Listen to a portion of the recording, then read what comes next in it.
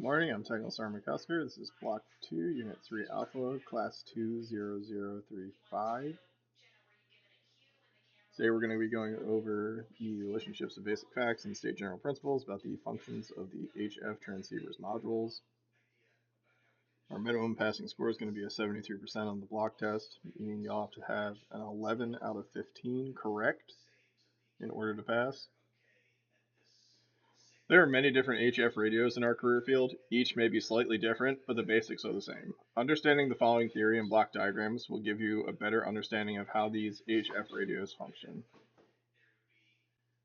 We have assemblies, hub battery, transmit signal flow, clear voice, data and encryption, and then we're going to come back and talk about our receive side, signal flow, clear voice, data and encryption.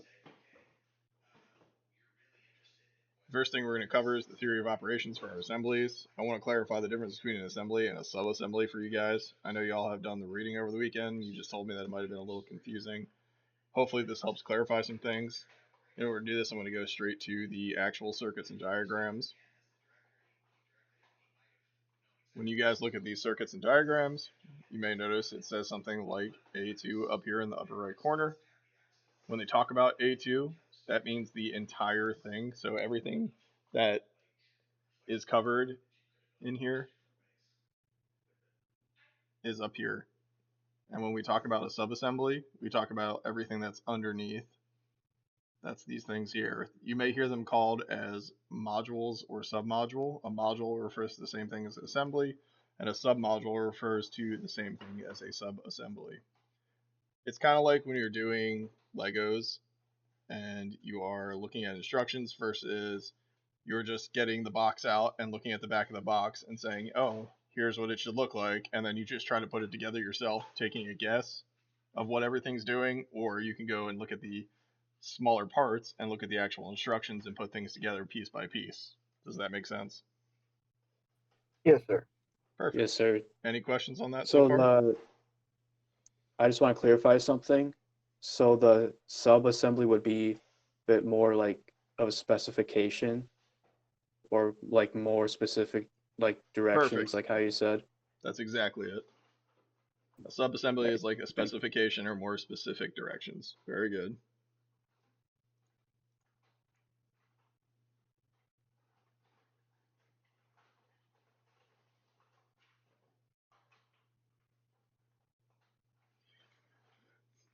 Now, when we talk about our assemblies, we can actually go through. I'm going to go and describe these to you guys in these next couple of slides. If you would like to follow along, you can pull out your TOs, your intermediate maintenance manual for the AMPRC 150, and go to table 3-1 in the intermediate maintenance manual.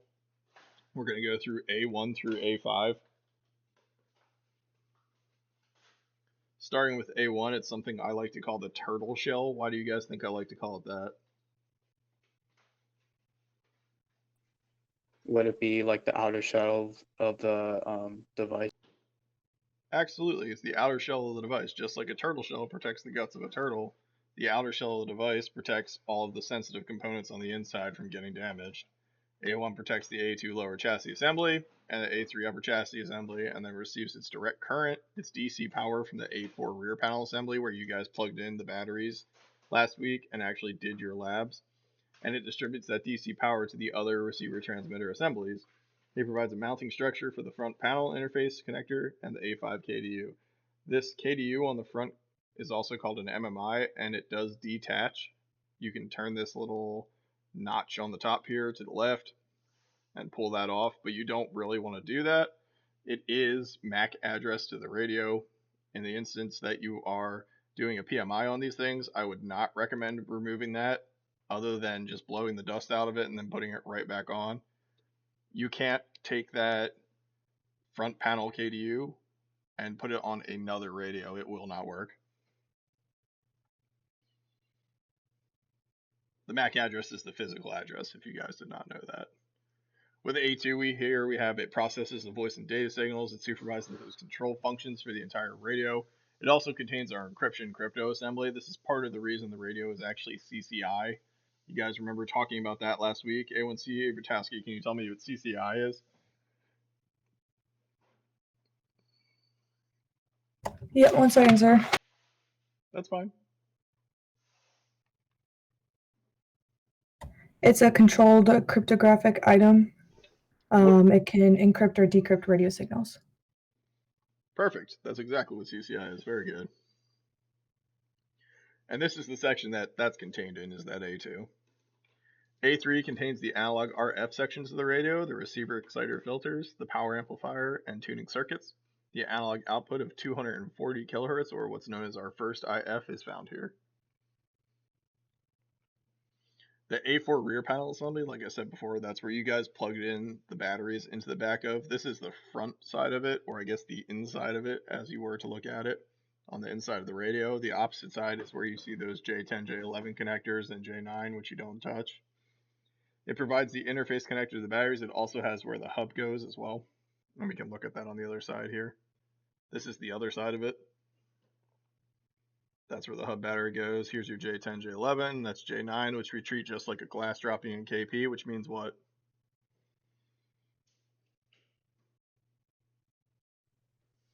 Sorry, could you say that again? It's just like when you drop a glass in KP in basic training. What do you yell? Don't touch it. Don't touch it. Very good. So a little bit more on the A4 rear panel assembly here. The hub battery, or the hold-up battery, is for protecting memory. The J9 accessories, or the J9 accessory port, is connected for engineers only. It's a D connector that you use for connecting to a computer versus connecting straight to another device. It's development purposes only. It is not intended for the use in customer applications. And then we have J10 and J11. Those are our battery connectors, again, like I mentioned. Then we go to A5. A5 is the KDU. It contains the keypad and the LCD that make up the radio's MMI, or man-machine interface. We have an intermediate maintenance manual page that goes along with the next part we're going to do here. This is a large chunk of what we're going to talk about today, and probably one of the most confusing parts that I expect y'all to honestly be asking a lot of questions on. The transmit clear voice signal flow, I would prefer if y'all were following along in your TOs for this part. It makes it a lot easier when it comes test day for you to navigate and find information on questions. The transmit clear voice signal flow is the first thing we're going to talk about. It starts on paragraph 3.3.1.1.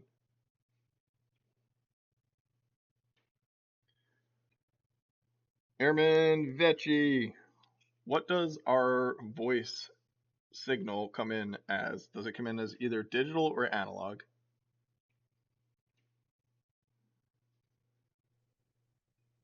Is it through digital, sir? Why would you say digital? Because the signal that we receive is digitalized.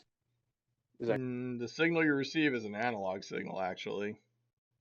It's digital if it's coming through the computer. We don't speak in ones and zeros, therefore we don't understand robotic language that ones and zeros as on-off clocks. Our voice comes in as analog. We speak analog through the J1 audio, and then it comes in to this thing called the ALC, the automatic level control, which is responsible for adjusting those varying voice levels as they enter the radio. Say you talk really low or you talk really high pitched, it's going to adjust those levels as they come through. And then we go to the AIC, not the A1C, which it often gets confused as when you guys are reading this. And that's where it's going to digitize it by the analog interface chip. It's going to digitize it from analog to digital because digital information is just easier to process, manipulate, and modulate as it goes through the rest of these parts of the radio in the beginning here. We don't want it to be an analog signal just yet until it gets down to that A3 section. From there, it goes to the VDP, the voice data processor, which enhances that voice, cleans it up, going to make it sound more like your original voice, like we're talking right now. I kind of compare this to talking between a really crappy microphone and talking between a really good microphone.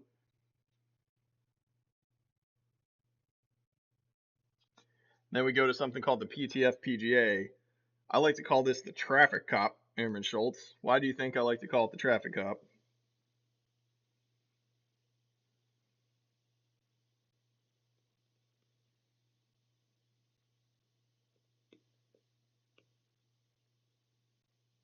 Can you repeat what it means again? Why do you think I like to call it the traffic cop?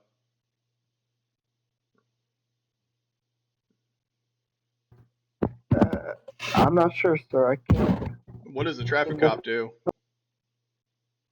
Well, it directs and controls the flow of traffic, sir.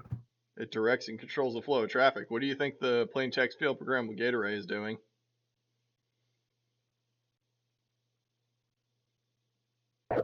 Directing and controlling the flow of the signal, sir. Absolutely, that's 100% what it's doing. That's why I like to call it the traffic cop. Yes, sir. Now, since we are in the plain text mode, the clear voice mode is going to go down here to the plain text. If it was encrypted, where we were in CC or CT mode, it would come up and go out here through Citadel cover, and CT would go up and go out here. Do you guys think this embedded crypto assembly is part of this A2A4 subassembly?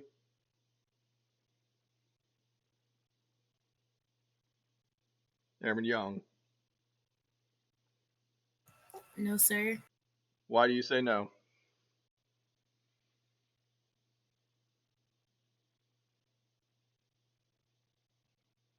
Anybody?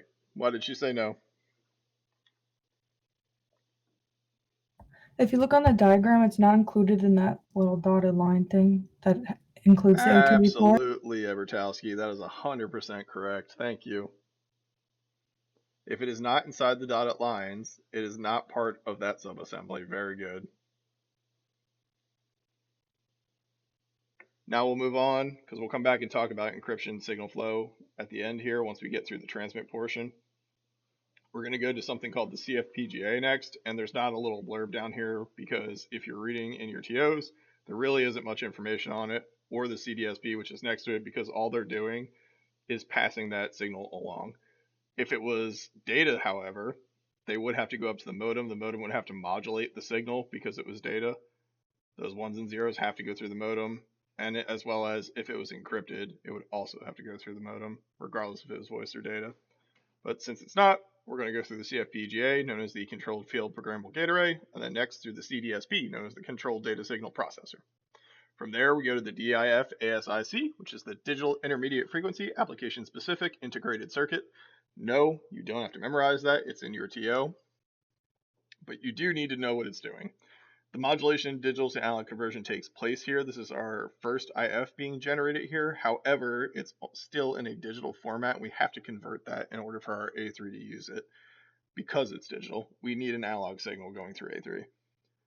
It's going to create the 240 kilohertz first IF, and it's going to modulate to produce the correct modulated waveform.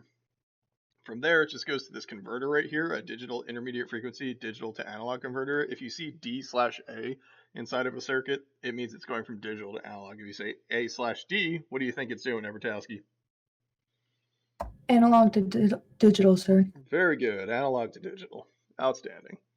The digital 240 kilohertz IF enters this digital intermediate frequency digital analog converter, and then it gets converted to analog. The analog first IF is 240 kilohertz and then leaves the A2 A1. Any questions on A2 before we move on? No, sir. Perfect. If there's no questions, we'll keep going. We then come in through this 13 dB attenuator. Do you guys understand what an attenuator does? This is a question for everybody. No, sir. No. I personally do not, sir. The job of an attenuator is to drop down the overall level of the signal. It'll take that signal strength that's coming in and make it a little bit weaker because we're about to go through some filters here, and a mixer, an amp, some other things. It has to be at a certain level, and we don't want the signal to be overdriving these areas because it will cause things to break, things to pop over time, which will cause problems to the radio and cause us as the maintenance individuals to send the radio back to Harris and say, hey, it's not working. Therefore, we need a certain level of attenuation or a certain level of signal coming through the next couple parts. So anything less than 1 megahertz is going to remain unchanged as it goes through. What is noise? When it says we're getting rid of noise, what does that mean? Noise is sort of the static sound that we don't want in the signal. Yeah, it's the static sound you don't want in the signal. Those unwanted spurious responses. Very good. Outstanding.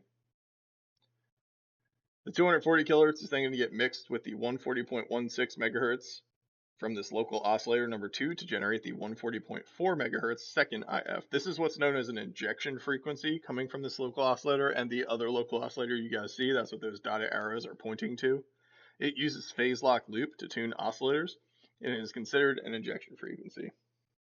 This is why it's considered an injection frequency. I'll take my highlighter here. It comes here, it goes through this VCO. The VCO, a variable control oscillator, generates the frequency of 140.16 here, puts it into this phase lock loop, which locks the frequency in, exactly what it sounds like it's doing, and then comes back up, goes into here, and injects it straight into the mixer. That's why it's called an injection frequency. Make sense? Yes, sir. Awesome. Also note, you guys can see why this has to be 240 kilohertz as our first IF. What's 240 kilohertz plus 140.16 megahertz?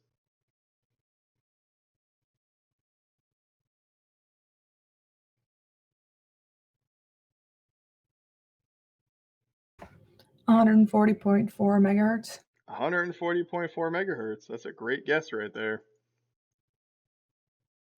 That's why the numbers are so precise in here. Our second IF, after it's generated, goes through this bandpass filter. The bandpass filter just allows anything that's 140.4 to get through. If it's not 140.4, it rejects it. And then we have these things that it goes through next. Our TGC is created from the digital attenuators. They create something called transmit gain control, which holds the power at the antenna constant while the variable voice levels are coming in. And this is important again because we don't want that signal level to be fluctuating. I was just describing to you guys a minute ago how that can cause problems. And we don't really want that to be happening as our carrier frequency gets locked in and sent out the antenna. We don't want to send out the wrong carrier frequency because our distant end needs to have the exact right frequency in order to understand what we're sending. It has to match. We then mix with the second IF output of 140.4 and the variable local oscillator 1 down here. This mixer generates the carrier frequency of 1.6 to 59.9999 megahertz.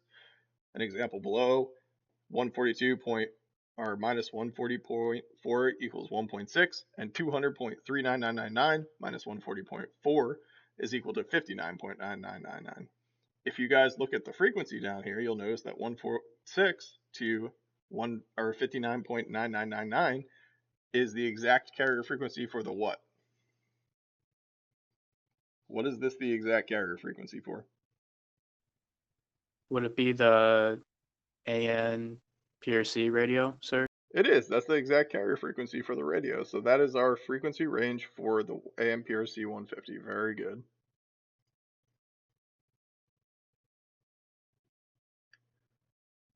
Now I'll point something out here because you guys are probably wondering what's going on here. If the top half is highlighted here like it is now, this just means we have the radio attached without a external amplifier on it. If we put an external amplifier on it, like you guys saw in the back of the room when you walked into class, it'll go through this path down here.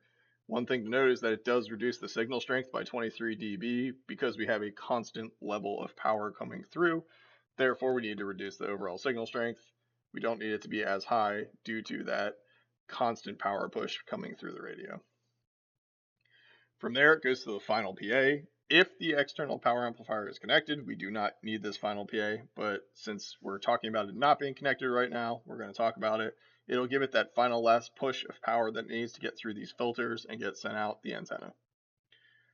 Now, if you guys have your table open, table 3-2, it'll look something like this. I'm going to go ahead and ask you a question. Which band would I be using if my frequency was 28 megahertz? Would it Band be 7, sir. band 7, sir? Band 7. I heard two of you shout out the right answer. Very good. Band 7. Fantastic. And when you guys look at this, you will note that you don't see all of the frequency bands on here. It just shows you 1 and then goes 2 through 8. That's because this is a simplified block diagram. They don't explain every little intricacy and detail that's going on. Now, when we use these filters, we use 2 out of our 9 filters. We will never use more than that, and I can trace that out and show you why that is. Also note this broadcast communications interface filter down here. That is for the AME mode, that mode that reinserts a tiny portion of the carrier back into it so we can talk to those citizen band radios. That's what this is for down here.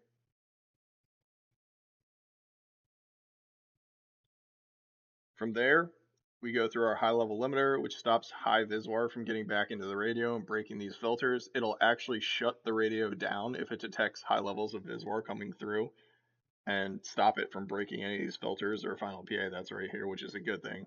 VISWAR is the voltage standing wave ratio. You may have talked about it briefly in block 1. It's the amount of waves to voltage coming through. And what we do with that ratio is, if it's a bad ratio, like I said, it'll shut the radio down itself. Especially in a lot of these newer radios, they have things like this. But some of the older radios, they didn't have this, and it would come back through and cause problems over time and break filters and cause problems with your communications. It was a mess. From our directional coupler here, it collects that VISWAR data that's being produced to the antenna coupler and provides that information to the TGC circuits as well, that you can have the correct levels coming out. That's why it does that. It also sends the bias control signal to the final power amplifier, because if it doesn't have that final push of power or know exactly how much power to send through, it could cause more problems with the VISWAR and cause your ratio to go askew. That's why it does that. The antenna coupler then uses that VISWAR data that's passed from the directional coupler to do impedance matching, and impedance matching is resistance matching. And the coupler control unit data is used to switch the various inductor and capacitor elements into and out of the circuit until a good impedance match is found. Why do you guys think it's important to have a good impedance match?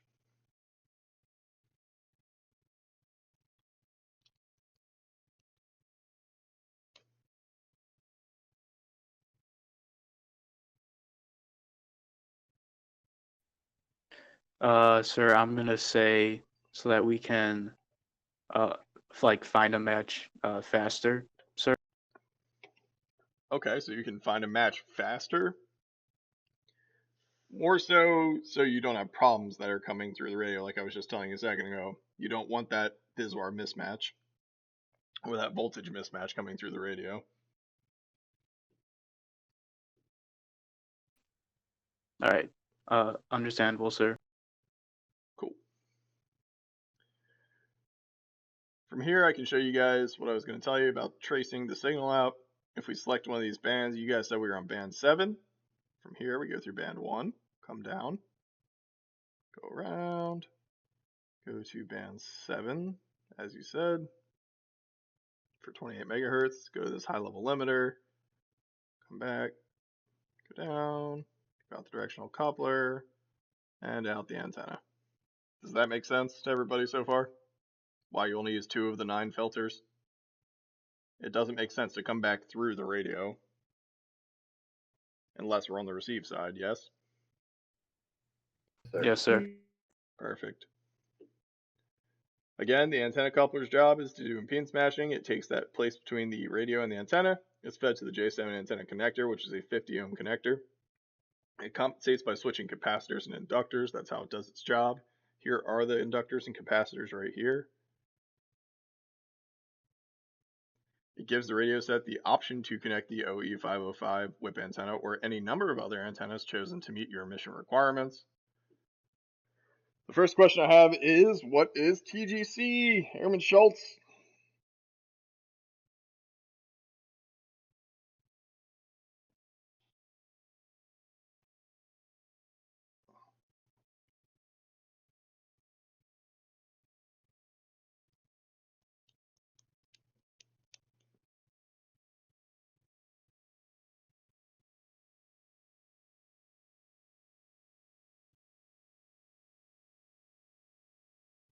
All right, Airman Schultz went silent. Anybody?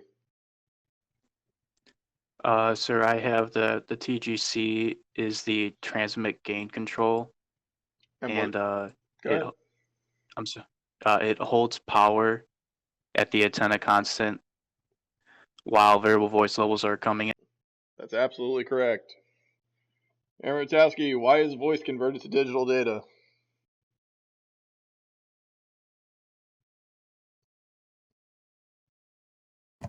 So it's easier to transmit, sir? Easier to transmit, easier to manipulate and modulate as it goes through. Very good. Where is the second IF located, Airman Young?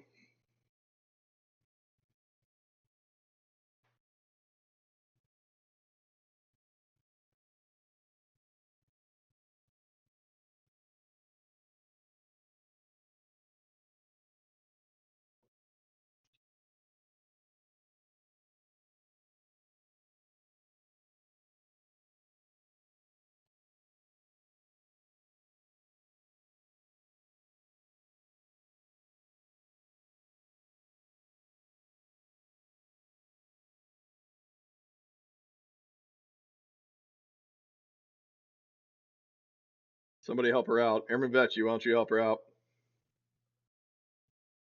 Where is the second IF located? I can give you the diagram because you will have the diagram available on the test. Now tell me where the second IF is located based on this diagram right here.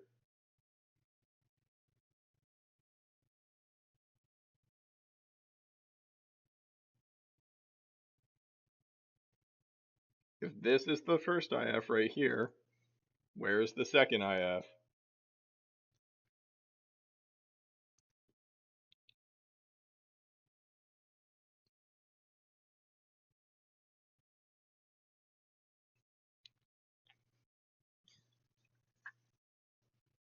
Anybody? Is it right there in the middle, sir? Like 240 kilohertz TX IF? No, that is still the first IF. This is the second IF. Right after the mixer in A3 and the A3A1 subassembly. That's your second IF, 140.4 megahertz.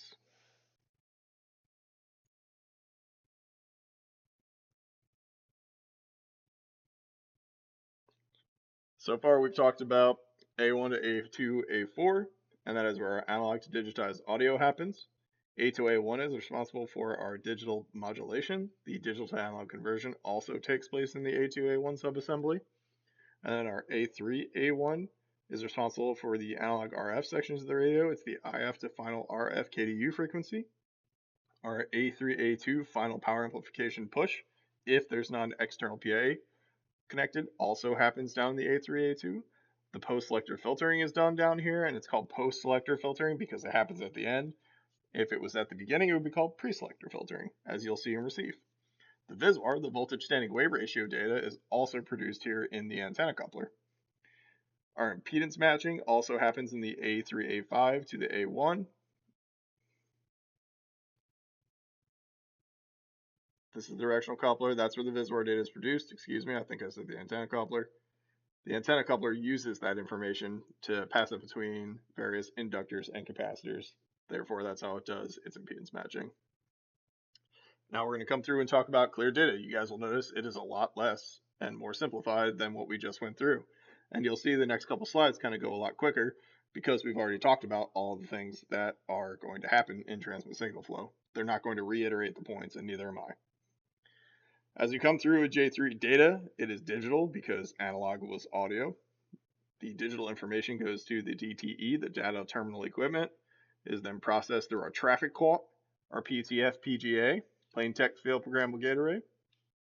From there, it goes to the CFPGA, the controlled field programmable gate array. From there, it goes to the modem.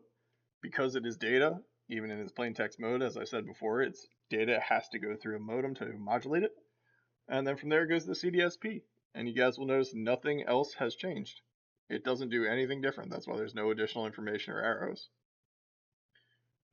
Next, we're going to talk about transmit clear voice signal flow in CC and CT mode. That's the encrypted modes. It goes from transmit clear data signal flow in CC/CT, also in this paragraph below, 3.3.1.6 in your TO and 3.3.2.4 in your TO. The sections, if it's analog, audio will come through the top portion, go do all the same things it did before. The ALC, the automatic level control, will clean up that audio, or adjust those varying voice levels as they come in. The AIC will digitize it. From there, it'll get passed to the VDP, the voice data processor, which will enhance and clean it up. and there it goes to the traffic cop. The traffic cop says, oh, these things are not unencrypted, therefore we have to send them through CT and CC. If the data comes in, it'll do the same thing up into the traffic cop. Traffic cop says CC or CT, what are you? Depending on the function switch. The question I have for you guys, if you're paying attention on day one, is which mode is used for NATO and allies? CC or CT? Would it be CC, sir? Absolutely, it is CC. Very good. Citadel cover. That's the key we share. If we're not going to share it, we go through what? CT, CT. sir. CT, ciphertext. Very good. The A2A5, it comes out of that A2A4 subassembly, goes into the A2A5. From there, it'll come back in and go through CTF FPGA. You both will note that the CTF FPGA is used for both A2A5 CT encryption and Citadel cover encryption as well. From here, it goes through and just transfers like normal. They both go through the ciphertext field programmable gate array, though. It is also known as black at this point, which is the encrypted portion of the signal. That's what that means. It is encrypted past this point because it went through our encryption assemblies. From there, it goes to the BIOP, the black input-output processor, which it maintains control and system status functions for the radio, as well as processes this black information, which is the encrypted information. It does say CT data here, but it will also process voice. Because that encryption is on there, it has to go through the modem. From the modem, it goes to the CDSP, control data signal processor, and then it goes back through the radio like the rest of everything else. Pretty simple so far, yes? Yes. The most complicated part for you guys to learn was probably the transmit part. The receive part's going to go a ton quicker here, you'll notice that. If you go to paragraph 3.3.1.2, receive clear voice signal flow, you can go ahead and look at this next portion here. The first question I'm going to ask, and I'll give you only a couple seconds here to figure this out, and then I'll just give the answer. But I would like to start with Airman Schultz and see if you see anything different here on the receive signal flow. Just shout it out.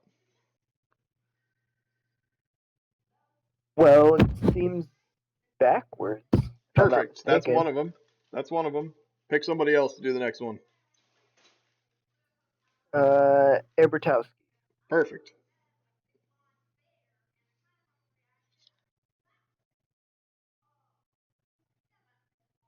Ebertowski, what else do you notice is wrong with the radio in receive?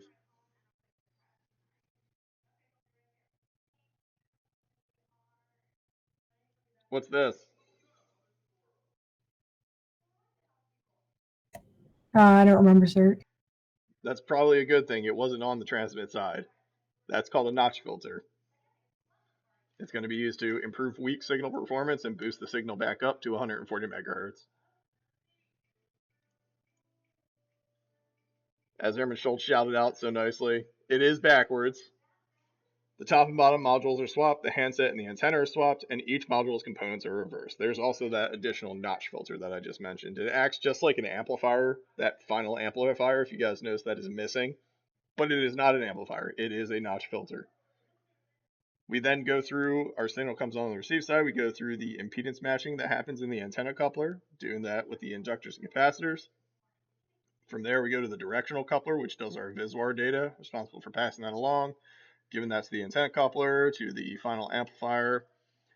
The high-level limiter is also used to make sure that it's not getting a bad ratio coming through the radio before anything gets broken. Again, this will shut the radio down if it detects too high of a signal coming through. From there, it goes to the HF filters that we were using. We were in 28 megahertz, I believe, so we will be going through filter 7 and then out through filter 1 in this case. The signal is then routed to a notch filter for improving weak signal performance again. Here we go back through our A3 section, our analog RF section of the radio. It goes to that first mixer, but one notable difference from the transmit side is that we're now starting with 140.4 megahertz as our first IF. On the transmit side, it was 240 kilohertz. On the receive side, it is now 140.4 megahertz. And you will note that the 240 kilohertz is going to be our second IF, and it's now over here on the receive side. Because everything is reversed, as you guys said already. Thank you, Herman Schultz, for that. It's then amplified and filtered before being attenuated by a digital attenuator, and this is part of the AGC, the automatic gain control. It mixes with the 140.16 megahertz low-loss layer 2 to generate the second IF of 240 kilohertz. This 240 kilohertz is then routed through the low-power filter, amplified, and then filtered by the bandpass filter. Note that nothing is really changing its job, as you're not getting extra descriptions and everything here on the receive side. You guys do see that, correct? Yes, sir. Perfect. We then come down here, and we go through our analog to digital converter now, which will get pointed out right here, and we're doing digital demodulation now instead of digital modulation. If it was encrypted, however, it would come up through here through our modem, come down. If it was CT or CC, it would go through the BIOP, but it is not. It is plain text. Therefore, it's going to come through here, go through the bottom to what's called red. You guys notice this is pointed out as red. Red means unencrypted. So the output is going to be intelligence that you're getting from here, which is the audio or data that you sent through in our demodulation process. The signal is then converted to the analog audio signal, which is finally converted and sent to the J1 audio connector. What is missing right here that we had before? Airman Young, what do you see is missing in the circuit? Is it the IF? Not the IF. Somebody help her out.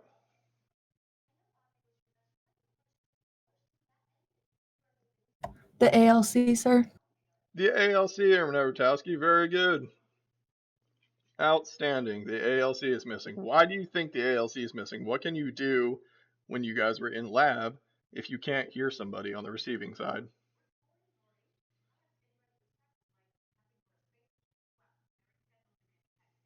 Starts with a vowel, ends with um. Change the volume, sir. Oh, you can change the volume. Very good. Absolutely, you can change the volume. That's why there's no ALC, automatic level control, on this side. You're the automatic level control. Very good, guys. Any questions on anything we've gone over so far? This is blank for a reason. I want you guys to fill this in later and then let me know how that went.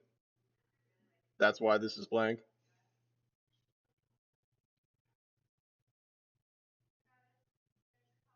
All right, if there's no questions on clear voice receive, I'm going to finish up these last couple of slides and get you guys out of here.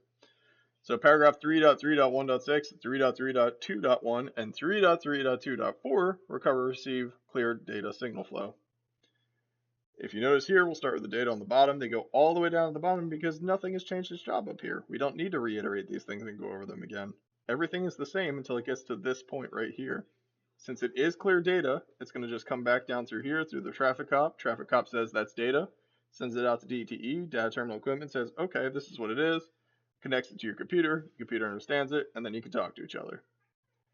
If it is encrypted, it's going to do something a little different. Go to the CDSP, get demodulate it from the modem, because modem stands for modulator demodulator. Go through the BIOP. BIOP controls system status and functions for the radio, as well as pushes through that encrypted information. Notice it does not say red here because it's still black. Comes in, goes to CTF-PGA. CTF-PGA says, is it CC? Do I need to send it to NATO and allies? Or is it staying in the DoD US type? If it is, it goes to CT. CT goes up here, comes down, PTF-PGA, goes out through the audio so you can hear it. CC, same. Any questions? If there's no questions, in summary, what we talked about was the modules. We talked about the hub battery, how that maintains the system status for the radio when the radio is off, a transmit signal flow, the clear voice, data encryption. We came back through on our receive signal flow side and talked about clear voice, data, and encryption. If there are no questions, I'm going to end this audio here for y'all.